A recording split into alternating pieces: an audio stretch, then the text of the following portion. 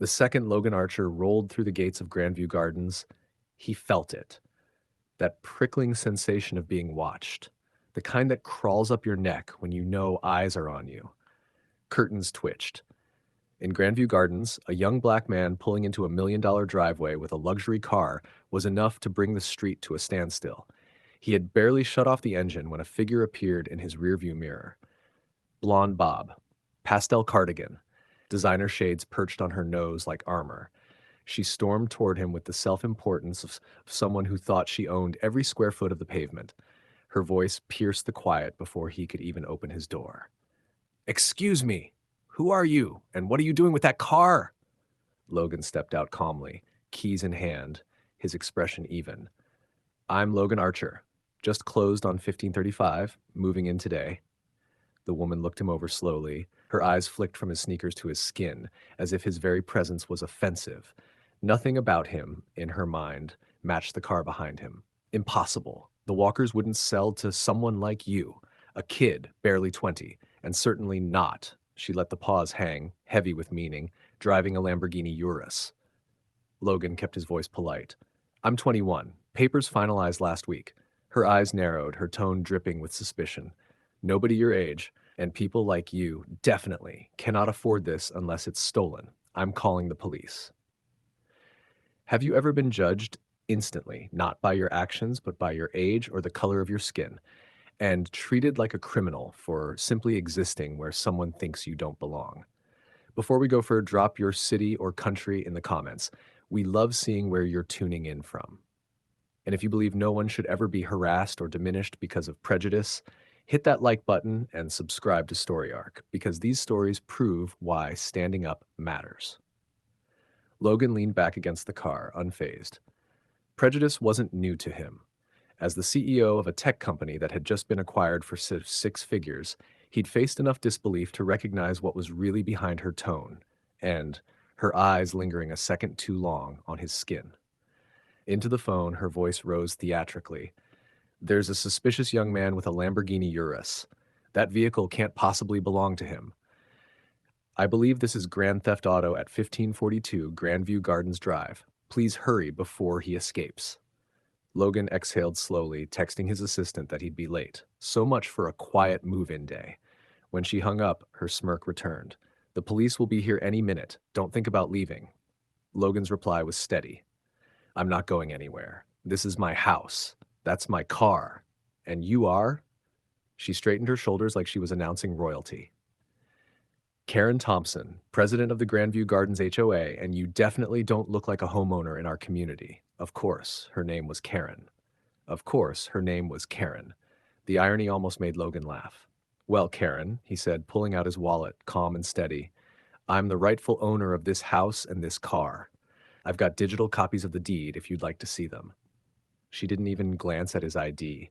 Instead, she waved it off with disdain. "Please, I've seen plenty of fake documents, and the Grandview Gardens HOA has a strict vetting process. I don't remember approving anyone who looks like you." Her gaze lingered, not just on his youth, but on his skin. Logan felt the weight of it. This wasn't just about age or property. It was prejudice, plain and simple. Taking a measured breath, he replied, "The HOA doesn't approve buyers, Karen. That's not how it works. The Walkers accepted my offer. The sale closed legally. This is my home now, whether you like it or not." Her cheeks burned red as her voice rose, dripping with contempt. "We'll see about that. And that car?" She sneered, circling it like a vulture. "No 21-year-old black kid buys a Lamborghini Urus without something shady going on. Be honest. Did you steal it, or are you running something illegal?" Karen pulled out her phone, circling the ghost like a self-appointed detective, snapping photos of the body, the plate, even stooping low for angles. A few neighbors drifted out of their homes, curiosity pulling them to the sidewalk. Karen only grew bolder with the attention. "I've seen this before," she announced loudly. "A young man flashes wealth he couldn't possibly earn. Then come the drugs, the crime, the danger. Not in my neighborhood." Logan calmly opened the glove box, retrieving registration and insurance papers. "Karen, I'm a tech entrepreneur. My company was acquired last year. Here's the documentation, purchased from Sunset Luxury Motors." She squinted but refused the papers.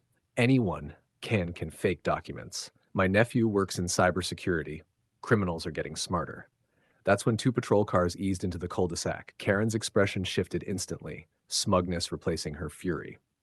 She straightened her cardigan, playing the victim. "Officers, thank goodness," she said, hurrying forward. "I caught this young man red-handed. He's posing as a homeowner, but I'm the HOA president. I know every resident here. He's a fraud." One officer, older with a mustache, turned to Logan. "Sir, we got a call about a stolen car. License and registration, please."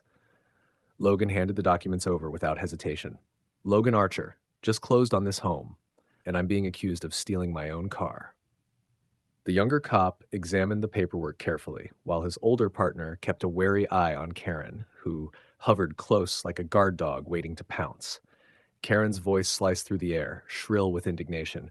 "He's obviously using a fake ID. I personally oversee every new homeowner approval, and I would never sign off on someone like him. And that car? $300,000. He's barely out of high school." The older officer raised an eyebrow but kept his tone measured. "Ma'am, step back and let us confirm the details." A tense silence stretched as the younger deputy finished his check. Finally, he spoke up, voice calm but decisive. "Everything matches. Vehicles registered to him. No alerts. Insurance is valid. House deed transfer recorded last month." Karen's face twisted. "That's impossible. Run it again. He must have hacked the system. People like him don't drive cars like that." That phrase, "people like him," landed like a grenade. The older officer's gaze sharpened, his tone suddenly stern. "Ma'am, what exactly do you mean by people like him?" Karen faltered, her bluster slipping. She stammered, "Young people. That's what I meant. No 21-year-old has a Lamborghini Urus unless it's dirty money. I'm protecting this neighborhood's values." Before Logan could respond, a voice carried across the street. An older neighbor, gray-haired and steady, stepped forward, holding up his phone. "Officers, sorry to interrupt, but you'll want to see this. My doorbell cam caught everything before you arrived." The younger cop asked, "What did she say?" The neighbor hesitated, glancing at Logan. Then he spoke. She said, and I quote, "We don't need his kind lowering property values. I'll see to it he's removed one way or another." There were other comments too, ones I'd rather not repeat. Karen's face drained of color. She waved her hands frantically. "That's completely out of context. I was talking about community standards." But the weight of the evidence was already crushing her. The older officer turned back to Logan, his tone respectful now. "Sir, everything checks out. You're free to continue moving in." Then his gaze hardened as he looked at Karen. "Mrs. Thompson, may I speak with you privately?" The officer led Karen a few steps aside.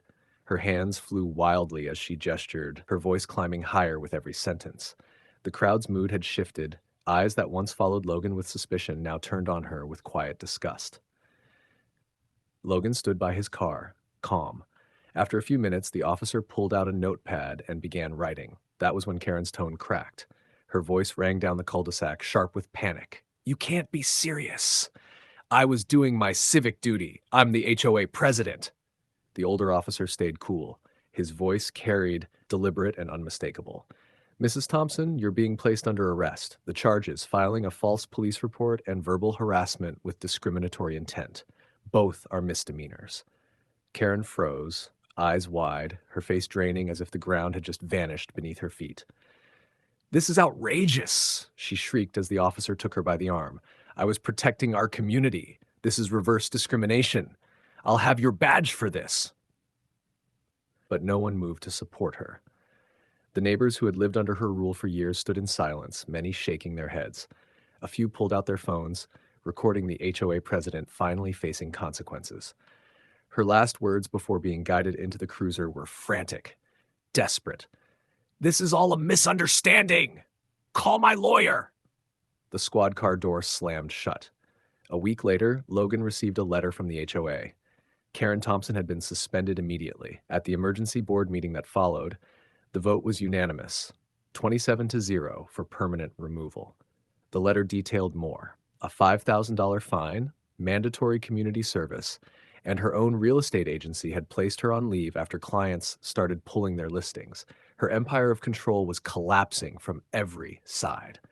And then came the final humiliation. Logan ran into her at the grocery store weeks later.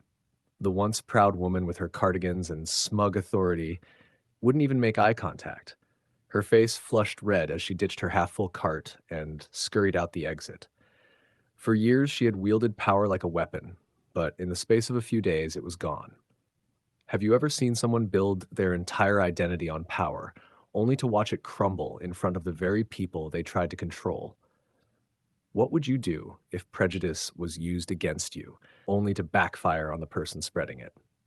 If you believe arrogance and discrimination always catch up with people in the end, hit that like button and subscribe to Story Arc, because every abuse of power deserves to be exposed, no matter how high someone thinks they stand.